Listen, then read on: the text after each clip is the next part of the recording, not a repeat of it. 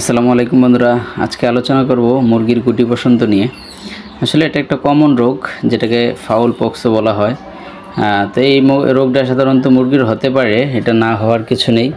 আর এটা হয় তখনই যখন আপনার মুরগিগুলা দেখা যায় স্যাঁতসেঁতে পরিবেশে থাকে, মশায় কামড় দেয়, তখনই তাদের এই রোগটা সাধারণত হয়ে থাকে।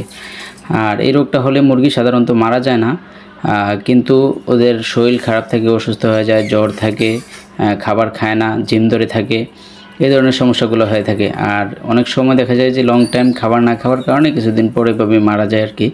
তো সেজন্য ওই মুরগিগুলোর প্রতিকারের জন্য আমরা মুরগিকে সাধারণত মুরগির বাচ্চাকে 35 থেকে 40 দিনে ফাউল পক্সের ভ্যাকসিন করানো হয়। কেউ যদি ভ্যাকসিনটা না দিয়ে থাকে তাহলে তার মুরগির যদি এই রোগটা হয়েই যায় তাহলে তার প্রতিকার হলো, এটা থেকে ফিরে আসার মাধ্যম হলো, এটাকে আমরা তখন প্রাথমিক অবস্থার চিকিৎসা হিসাবে রেনামাইসিন অথবা আপনার নাপা এই ধরনের ট্যাবলেট ওদেরকে খাওয়াতে পারি, যেহেতু ওদের শরীরে গরম থাকে।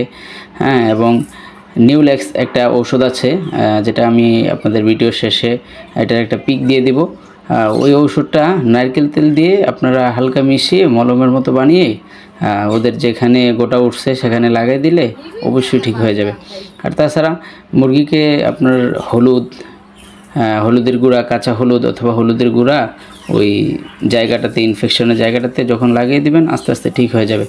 আর ইনশাল্লাহ প্রতিনিয়ত রেনামাইসিন অথবা রেনামক্স এই ধরনের ট্যাবলেটগুলো ওদেরকে খাওয়াতে পারেন। নাপা এই ধরনের ট্যাবলেটগুলো খাওয়ালে দেখা যাবে তো ওদের শরীরটা চঞ্চল থাকবে, ওরা খাবার দাবার ঠিক মতন করবে, তাহলে আর মারা যাবে না।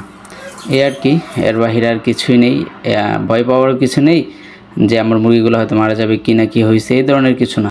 তো তার পাশাপাশি আরেকটু কাজ করতে পারেন, সেটা হলো যে মুরগিটা আক্রান্ত হয় সেই মুরগিটাকে আপনারা আলাদা করে দিতে পারেন, কারণ গোটা এগুলা সাধারণত ছোঁয়াছুঁয়ি রোগের মতোই হয়ে থাকে।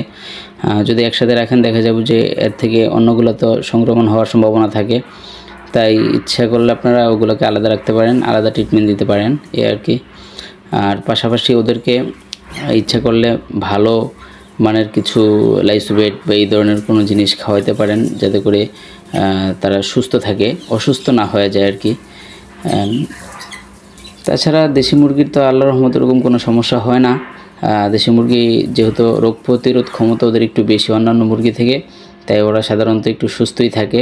ওদের শুধু একটাই সমস্যা, এই যে এই ধরনের নিজেরা মারামারি করবে, ঠুকাঠুকি করবে, অথবা ওদের নাকে মুখে একটু গোটা উঠে, যেটা বাচ্চা অবস্থায় হয়। আবার অনেক সময় বড় মুরগিরও হতে পারে, ডিম পাড়া মুরগিরও হতে পারে।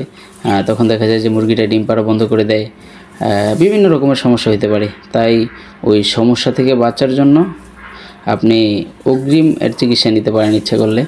আগে থেকে যদি ওদেরকে ভ্যাকসিন করিয়ে রাখেন, ডানার নিচে ভ্যাকসিনটা করতে হয় 40 থেকে 35 দিনের ভিতরে, তখন হয়তো আর এই রোগটা হয় না সাধারণত। ওকে, আল্লাহ হাফেজ।